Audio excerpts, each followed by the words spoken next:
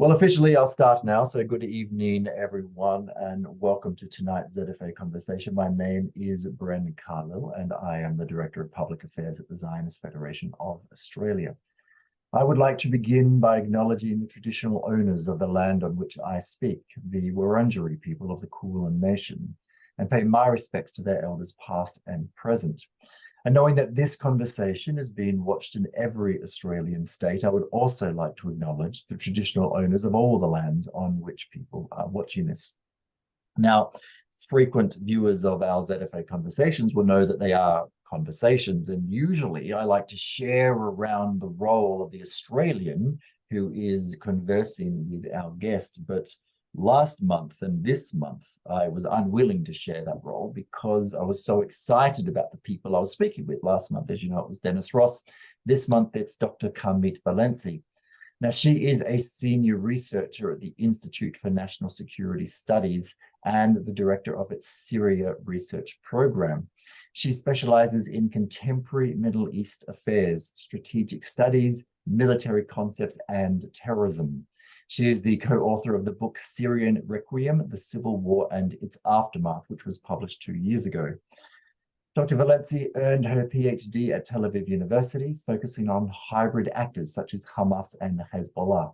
She holds a BA in Middle East History and Political Science and an MA in Diplomacy Studies from Tel Aviv University. And in 2010 and 2011, she was a research fellow in the Fox Fellowship Program in Regional and International Studies at Yale University. Dr. Valensi served as a senior advisor in the IDF's Intelligence Corps and worked as an analyst at the IDF's Dado Center for Interdisciplinary Military Studies. So, Carmit, welcome to our conversation. Good evening, and thank you for the invitation. I'm delighted to be here with you. Wonderful, wonderful. First question is, what is the Dado Center for Interdisciplinary Military Studies? Well, the Dado Center, you asked. I'm currently working at the INSS at the Institute for National Security Studies, which is an Israeli think tank, one of the leading think tanks in the Middle East. And we basically cover all the topics that has to do with security matters. And of course, we provide recommendation for Israeli policymakers. I'm the head of the Syrian research program at the Institute. And of course, we have various programs starting from the Palestinian issue, the US-Israeli relations, and every topic and arena we can think of and has some implication about our security interest. Yeah, so this is the INSS, is affiliated with the Tel Aviv University. Okay. No, I was wondering about the Dado Center in the IDF. Oh, Dado Center. Well, I used to work there almost a decade ago. All right. It's a very interesting research center because it's sort of a hybrid one. It's also a military center, but employ civil, mostly academic seniors analysts from various topics. And the idea is to bring to the table multidisciplinary analysts that will combine different, background, different knowledge, different disciplines into one table and address the most, pressing issues that when it comes to Israeli security matters. This is the Dado Center. Yeah, cool. Cool. Well, look, tonight, obviously the focus in recent weeks for everyone has been the streets of Tel Aviv and the machinations in the Knesset with the vote on the judicial reform. But tonight we're taking a break from that temporarily and talking about Syria. What I was hoping to discuss tonight is really the situation at the moment in Syria, where we're up to, and the regional ramifications of where we're up to, because I guess we in Australia, obviously in Australia, we're a bit more distant from Syria than Israel is, but we all looked with horror when the protests started in 2011 and they quickly developed into civil war with organized, and then there was this proliferation of, I think I read at one stage there were at least 1,500 different fighting groups in Syria at the height of the civil war. But really for the last 4 or 5 years, it's left the news and we don't really know where it's up to. So why don't we start with how much territory in Syria does the Syrian regime currently control? Okay, so yes, after 12 years of civil war, there is a very interesting trend today in Syria. I think on one hand, Syria seemed to the regional neighbors in the Middle East and abroad, it seems like a functioning country, almost functioning country. We just saw the Syrian president, Bashar al-Assad, returns to the Arab League after more of a decade when they decided to dismiss Syria from the League. And most of the Arab countries today decided to normalize relations with Syria, again, after a decade of basically isolating the regime. But in spite of the image as Assad as a functioning president, his actual control is very limited. His actual governance over Syria are partial and limited. And if we'll look at the Syrian map as it looks today, it's clearly illustrated, and I will explain. So the president, Assad, is currently focusing on maintaining his control over about 65% of the territory. When I talk about Syria, I tend to view it not as a unified country, not as a single Syrian unified country, but as if we have 4 sub-entities or 4 Syrias, if you wish. So one territory, Damascus, the capital, of course, all the western coast, some parts in some territory in the southern Syria. This is one Syria. The second, what I refer as the second Syria, located in the eastern part, where the Kurds have set up autonomous administration there. And of course, they are under the protection of the US. And they basically control 20% of the Syrian territory. This is the second Syria. The third part is the Idlib region. I don't know if you're familiar with this enclave called Idlib. It's located in the northwest part and is basically controlled by a group of jihadists, of armed rebels, armed group, former Al-Qaeda branch. Now they called, their name is Hayat Tahrir al-Sham. And of course, they enjoy the protection of Turkey, which also maintains a military presence along the northern border. So this is basically the fourth part of Syria. And finally, on the outskirts of areas in southern Syria and eastern Syria, we have still ISIS cells who continue to operate. So when, of course, activities of militias, Iranian militias, Russian forces. So we can clearly see how divided Syria is and how far is being from Syria from a sovereign unified state. And again, it's actually fractured into 4 sub-states. So again, Assad, in spite of his regional image, his current regional image, fails to fully apply governance and control over the Syrian territory. I think we'll talk at length about the role of Iran and Russia in Syria. But before we get there, can we talk briefly about the US and Turkish troops there? What are US troops doing in Syria? Okay, so currently there are about 900 American troops on Syrian soil. They're located again in eastern Syria and also in a military base called El Tanf. It's near the border with Jordan.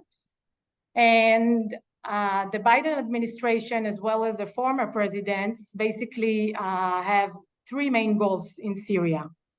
First of all is fighting ISIS, fighting all the jihadist groups that are basically pose a regional and international threat in their perspective. So they established the international coalition back then in 2015, which its main goal was to fight the jihadists, Al-Qaeda operatives, ISIS in later stages, and so this is one thing. The second is basically to maintain sort of a stable situation in Syria and to provide humanitarian aid. The current democratic administration is highly concerned of the harsh humanitarian and economic situation there in Syria. Syria is in a very bad situation. I'm sure we're going to. So they basically, on one hand, allowing to provide by humanitarian aid, international humanitarian aid to the people in Syria. On the other hand, they have this policy of the fact that the Americans still oppose Assad. They oppose any formal recognition in Assad, in the Syrian president. And moreover, they imposed sanctions on Syria in the past few years called the Caesar Act. This is the main sanctions that are imposed on the regime, and it's closed circles. So there is a problem. So if regional countries wishes to invest economically in Syria, they cannot because they're risking be imposing under the American sanctions. Mm-hmm. So the main goal again is to try to, the most immediate, I would say, goal in the American perspective is to fight ISIS. They do it. They're not using boots on the ground, American boots on the ground for this purpose. Mostly they rely on the SDF. The SDF are the Kurds forces, the Syrian Democratic Forces, and they're for years now, I would say from 2015, they're the main group, the main military group who fights on the ground against ISIS.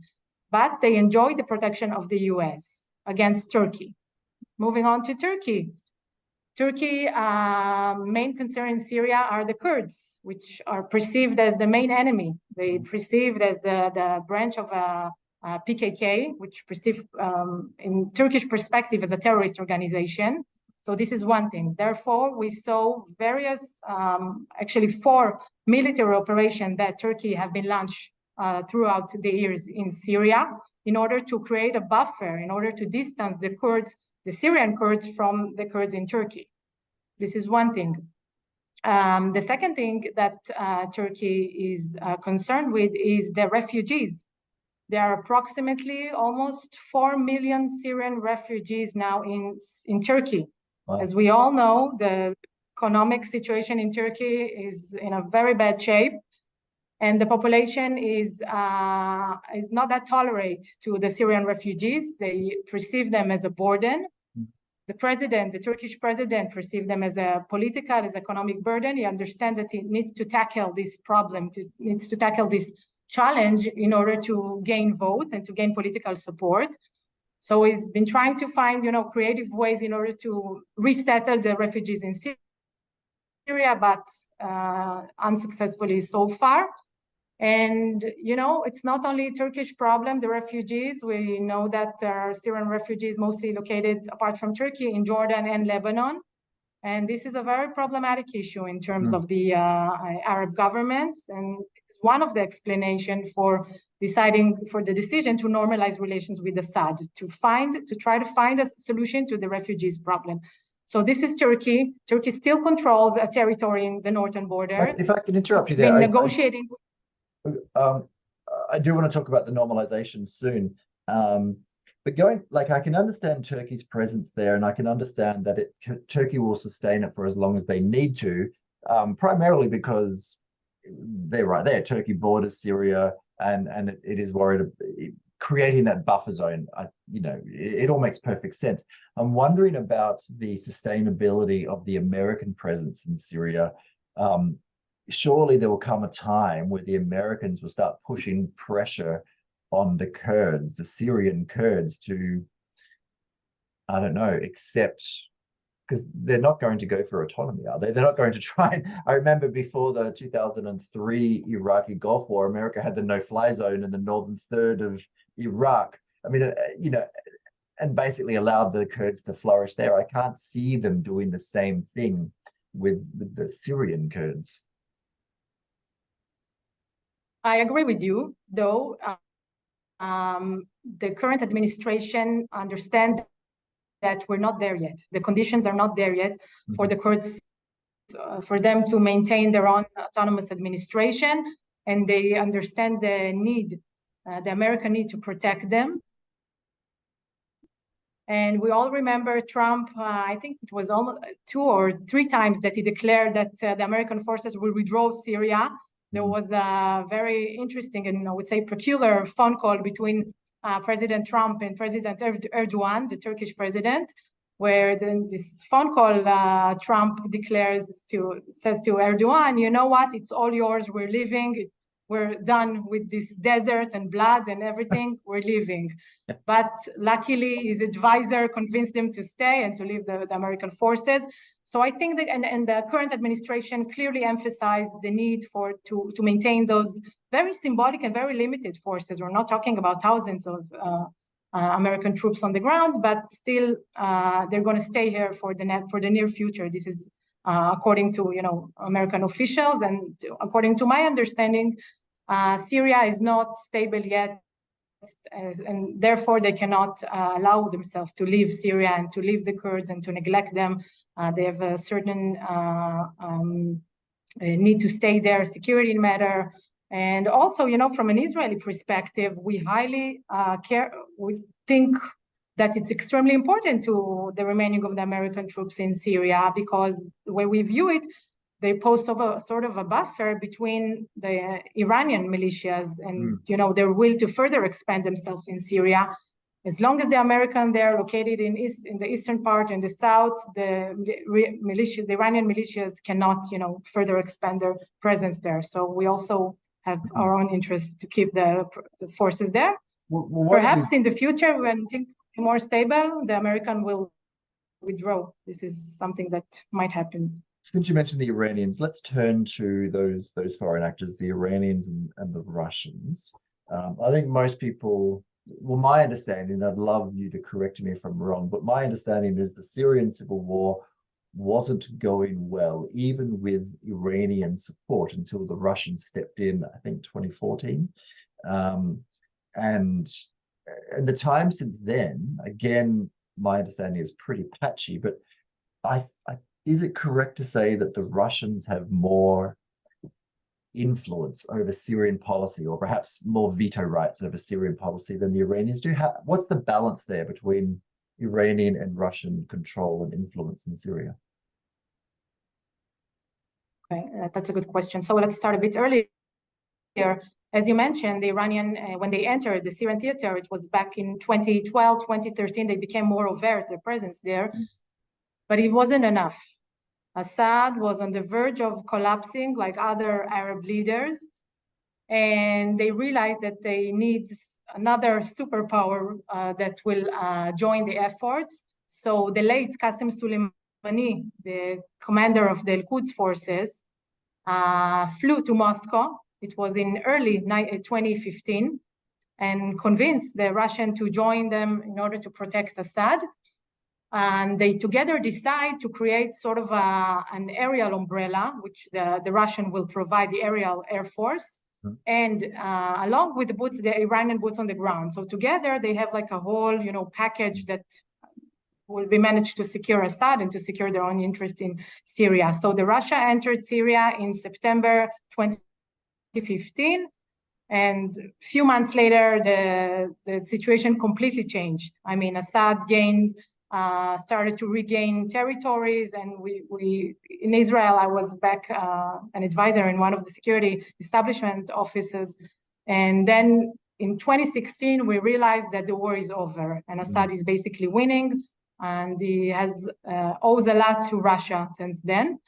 When it comes to the relation between Russia and Iran, so throughout the years there was in spite of the fact that they were allies and they worked together in order to save Assad, there was some competition, a very interesting competition between these two actors, competition over economic interest, over resources, what left from this ruined country, like oil fields, gas.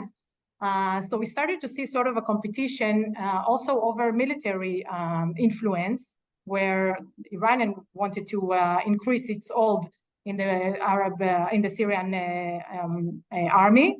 And the Russian also wanted to be more active and more influential in the reconstruction of the Syrian military forces. So we started to see some clashes between them.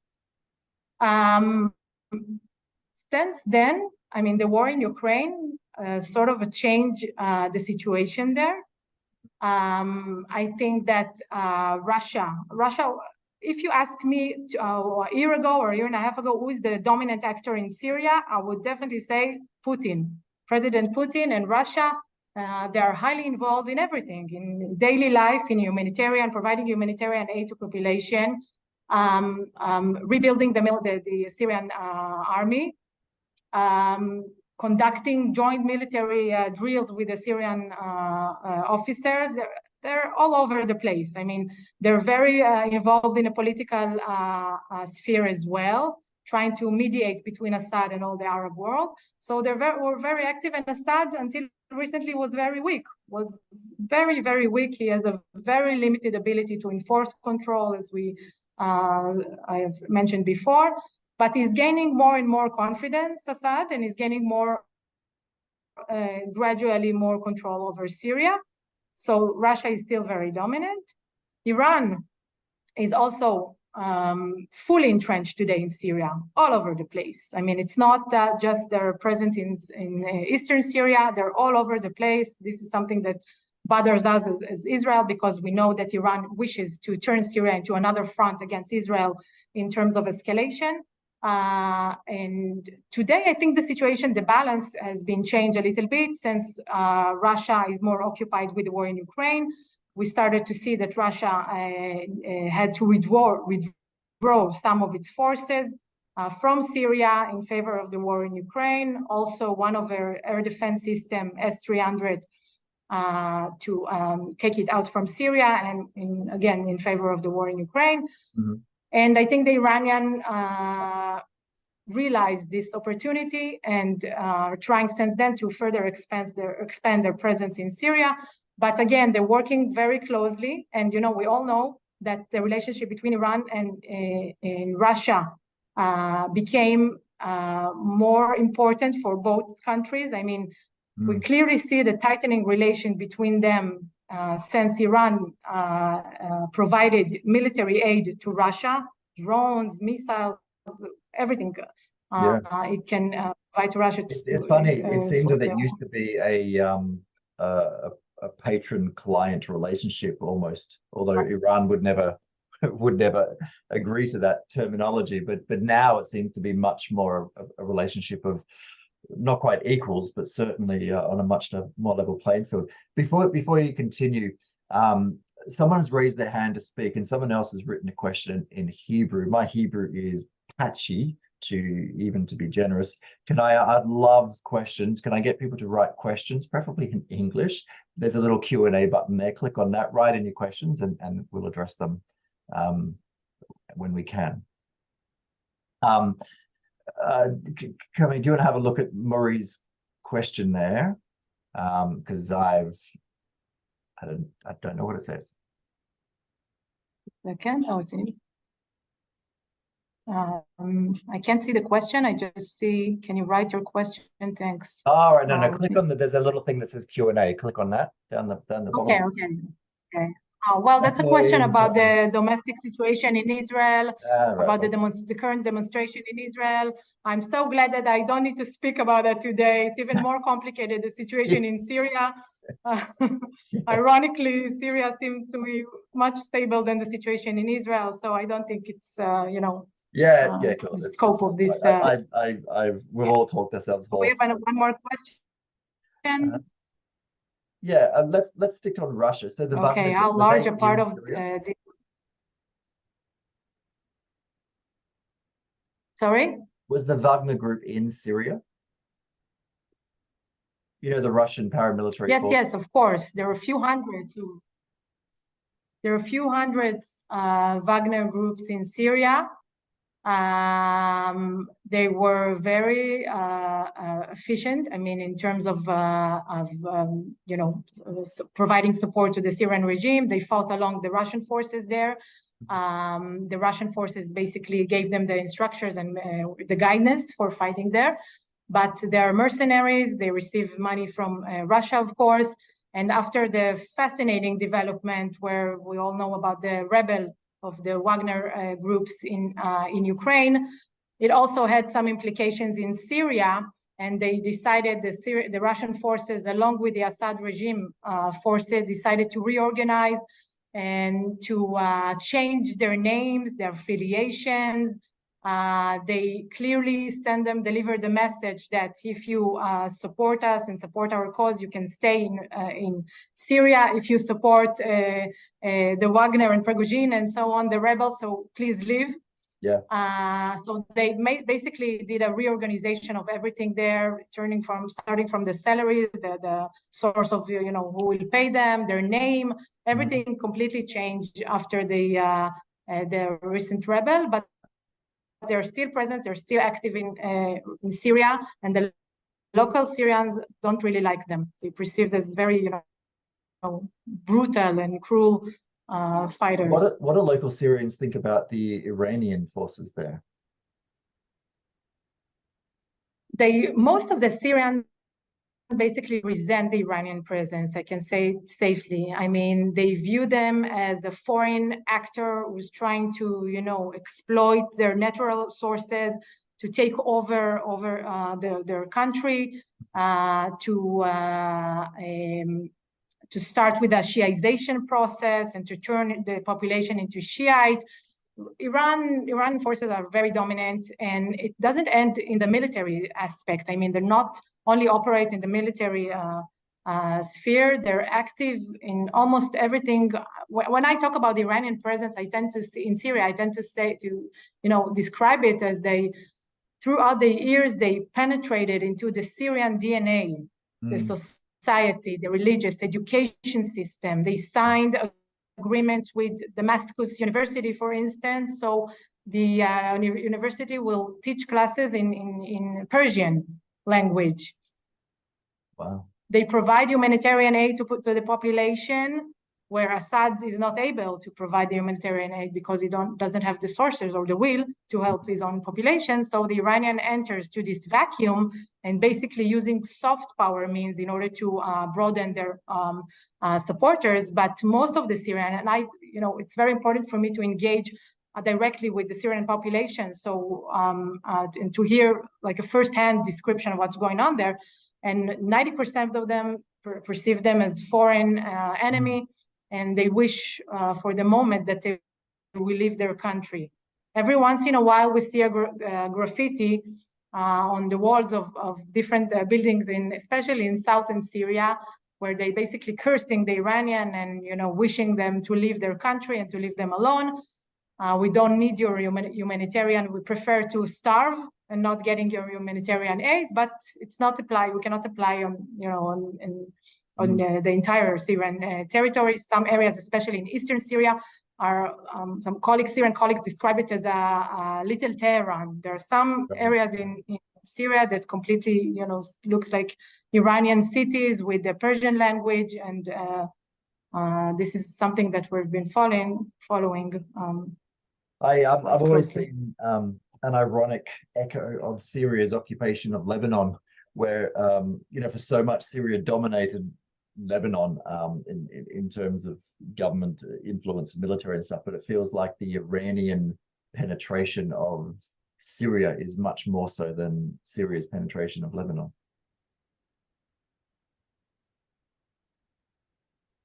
Sorry, I couldn't hear you. Can you repeat? I was just going to say that it just feels like that Iran's penetration of Syria, and in terms of influence, seems to be much more than what Syria's penetration of Lebanon was before 2006, right. 2008. Right. Why don't we talk about completely drugs, agree. and particularly Captagon? I know that Captagon is a drug and that Syria's drug industry is about Captagon, but I don't actually know what Captagon is. I was hoping to talk about that and then about the drug industry and its ramifications regionally. Sure. Actually, this is a fascinating and disturbing development in Syria today. The Captagon is a pill, a chemical pill, part of the amphetamines family. It's not a new phenomenon. ISIS operatives and ISIS fighters used to take these pills in order to be more brave in the battlefield. They call it the courage pill, the courage drug, or the jihadist drug. And this is addictive, of course, pill. It also, so we started to see it back in 2015, 2016, but now it's a widespread phenomena. The Captagon is currently the main source of income from the drug trade, is somewhere between $10 billion and to $30 billion. So this is huge. Yeah. And what is even more interesting is it's not like in the Colombia, you know, we're all well aware to the drug dealers in Colombia and the cartels in Colombia, where the central government, the central regime is trying, you know, striving to fight them. In Syria, the regime is the cartel. The regime is the one to coordinate, to manage, to manufacture, to deliver the drug. The regime and its affiliation, you know, it's some of its military units, like the 4th Division.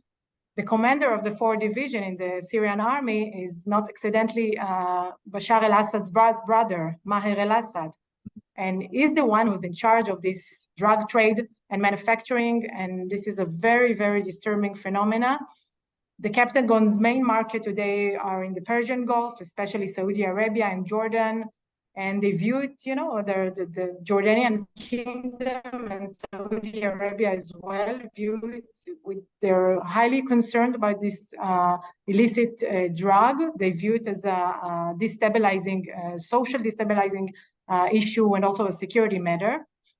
And it doesn't end in the drug trade, because today we have evidence for using the drugs routes and the infrastructure to transfer weapons. Mm-hmm. So it's not just narcotics issue, but also a security issue.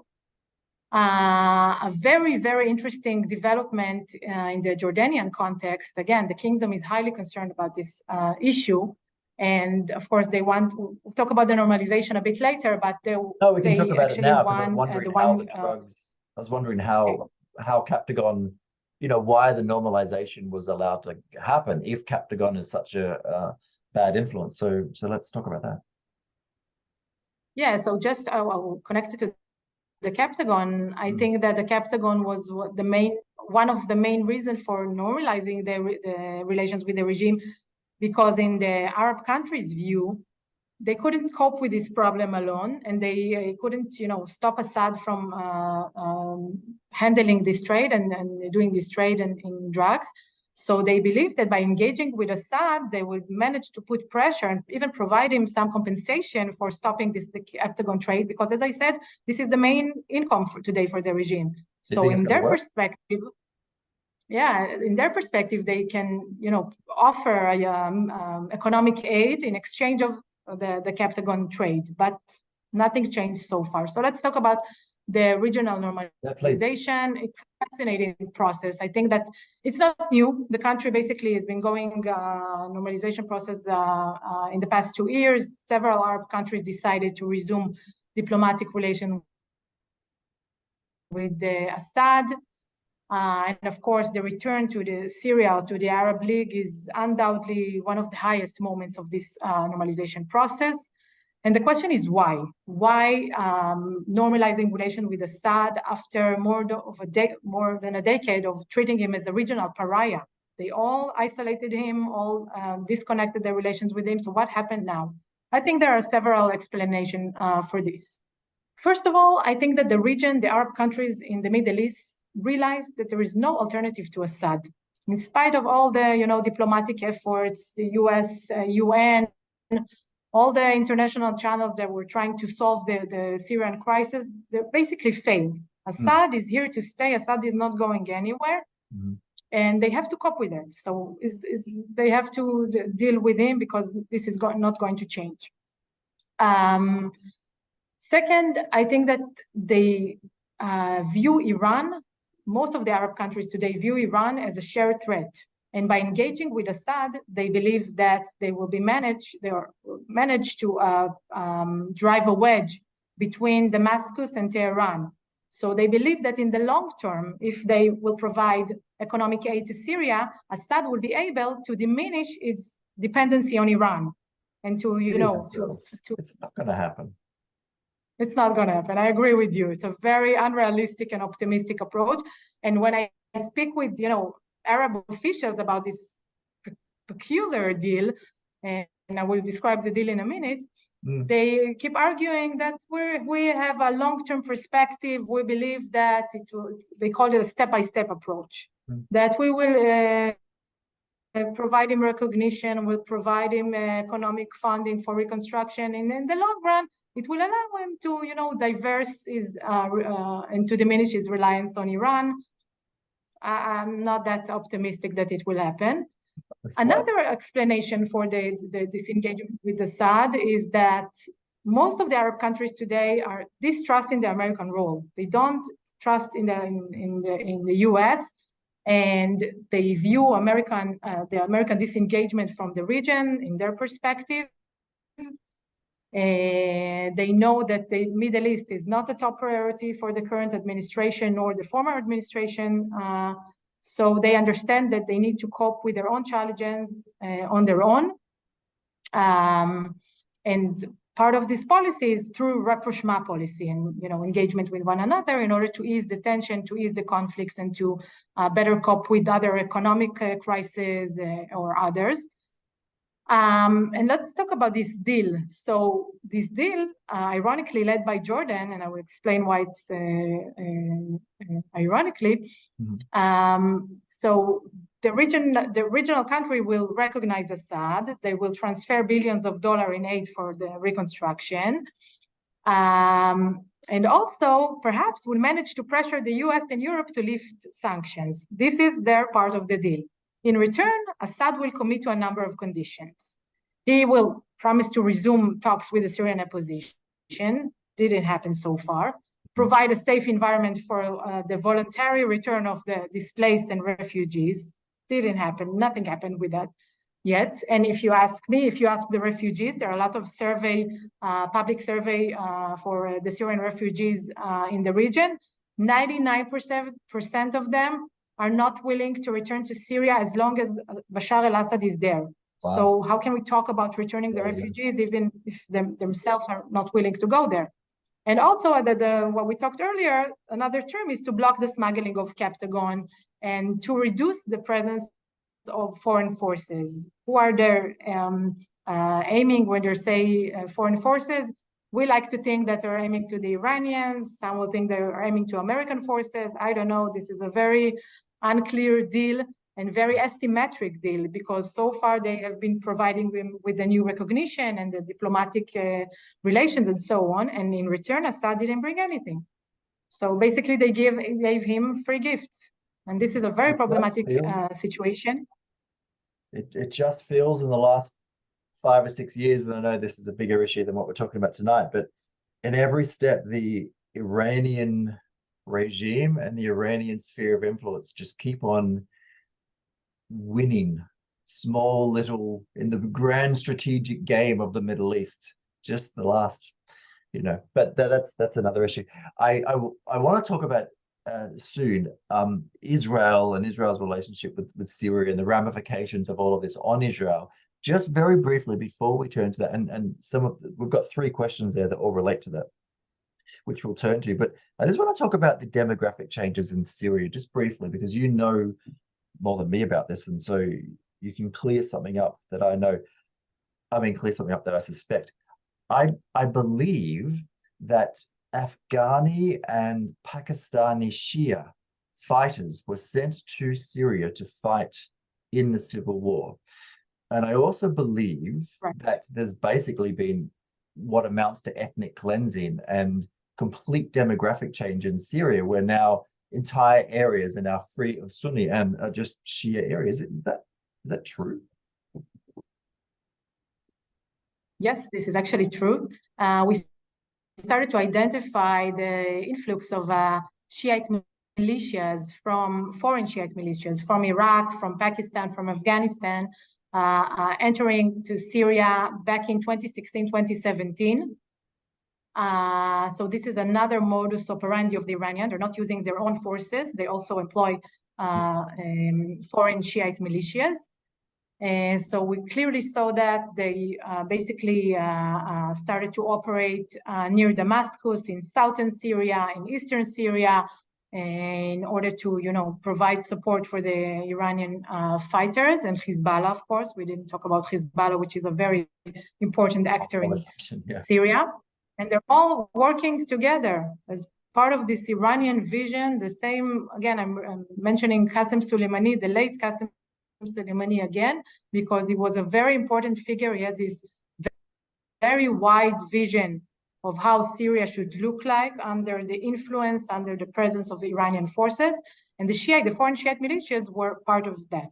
So for many years, there have been talks about Iranian attempts to settle Shiite militias from Iraq, Pakistan, and so on, in Syria in order to change the demographic balance, as you mentioned, and sort of create a continuous Shiite presence, what they call the Shiite crescent. So I can tell you that there is no widespread Shiitization today in Syria. At the same time, there are processes of evacuation citizens. We have clear evidence and examples of Iranian evacuating citizens and settling loyalties and their families in key points. And I can give you one example in El Qusair, which is a very prominent town on the Syrian-Lebanon border, which was once a diverse Shiite Christian town, and now is entirely Shiite. We also have some examples in the east and an attempt to do the same thing in the south. It's a bit more problematic because there's still sort of a rebels and Sunni population in southern Syria. So this is part of the Shiite, the Iranian attempt to resettle the Shiite members, but they didn't succeed. I mean, we obviously were very concerned by this trend, but eventually, from what I understand from our knowledge on the ground, they didn't manage to fully, resettle their militias members. So it wasn't that successful, but we have some examples of these trials. Right. Okay. Thank you for that. I appreciate it. Well, look, let's talk about Israel and Syria, and I'm sure we'll bring Hezbollah into it because, of course, they've been so active in recent weeks. Actually, why don't we start with that, and then we can move to some of these questions about airspace over Syria. Hezbollah, and I know that obviously the activity has been in Lebanon, but they seem to be much more active in recent weeks with the tents erected in the Israeli border. I saw 2 or 3 days ago that there was a patrol, a Hezbollah patrol right next to the Israeli border. They seem to be trying to pick a fight with Israel. They've gained a lot of fighting experience in Syria. But that fighting experience in Syria over the last 10 years has been against poorly trained jihadis. Do you think that will be of use when they fight Israel? I mean, is Hezbollah a much more sophisticated machine now than they were in 2006, or are they basically the same group with just more rockets? For sure, Hezbollah gained an unprecedented experience from the war in Syria, especially after the Russian forces entered the theater, and also, taught them about military doctrines, and they're like a friction. They learn from one another, so they are much more powerful. They manage, in spite of the Israeli attacks in Syria, and we're going to talk about that a bit later. In spite of the Israeli attacks, Hezbollah and other Shiite proxies managed to arm themselves and to empower themselves. And Hezbollah poses a very significant, I would say even the most significant conventional threat today on Israel. They are located right on the Golan Heights, the Syrian Golan Heights near our border. And they're just waiting for a call if things will be, if there will be an escalation with Lebanon, for instance. We're quite sure that we're going to see a reaction also from the Syrian territories by Hezbollah and other Shiite proxies. And yeah, Hezbollah is clearly gaining more and more confidence, gaining more and more experience, as I said. And unfortunately, it's only a matter of time until we see an escalation between Hezbollah and Israel, not only from Lebanon, also from Syria, perhaps even from other theaters as well around us. When it comes to the Israeli policy, throughout their years, and it's still valid for today, our main strategy was to attack Iranian assets in Syria, what we call the campaign between wars. In Hebrew, it's the Mabam, המערכה שבין המלחמות, the campaign between wars. And this is our, again, attempt to disrupt the Iranian entrenchment in Syria. So every once in a while, we hear about Israeli aerial attack against an Iranian attempt to deliver weapon, to transfer weapon from Tehran through Iraq, through Syria, where the goal is to transfer this weapon all the way to Lebanon in order to empower to Hezbollah, to arm Hezbollah. So every once in a while, Israel attacks these shipments of weapons. It's been going on for 2013. So again, Iran, the Qasem Soleimani vision did not fully manifested. They weren't able to fully accomplish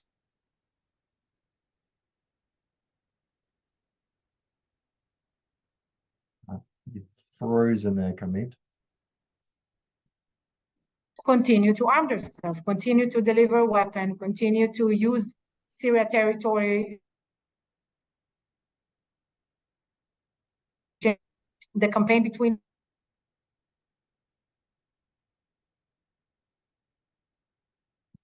Sorry, Camit, you've frozen.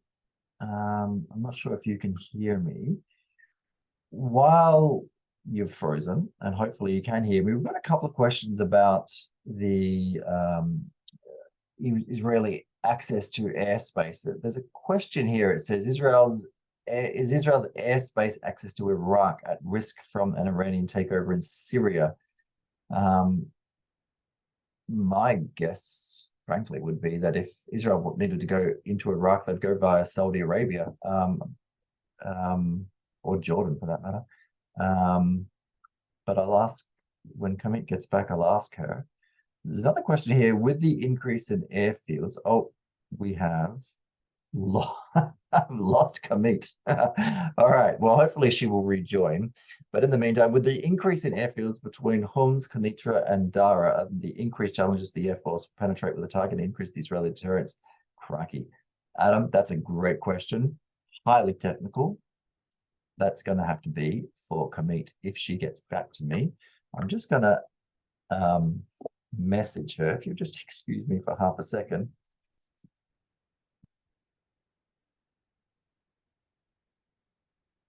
After 3 years of ZFA conversations, I can't believe we're still getting plagued with technical dramas.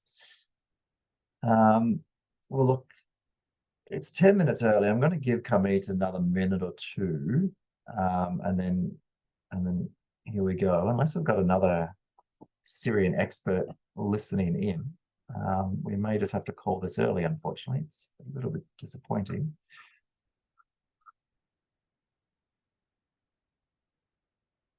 Jack, you've asked, how is the presence of Hezbollah's influence in Syria and how much is Israel managing to control them there? Well, happily, looks like she was just answering that question when she dropped out. Not very well, I guess, was the key answer.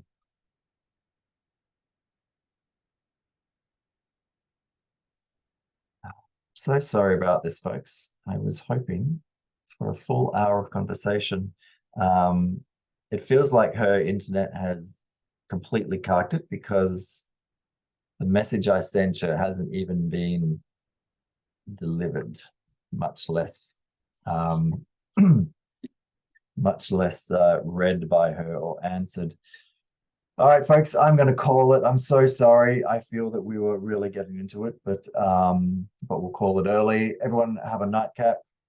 Thank you for joining us. Have a wonderful week. We will be back very soon with next month. Next month is, of course, in 2 days' time with next month's conversationalist, and we'll send you details then. Cheers. Good night.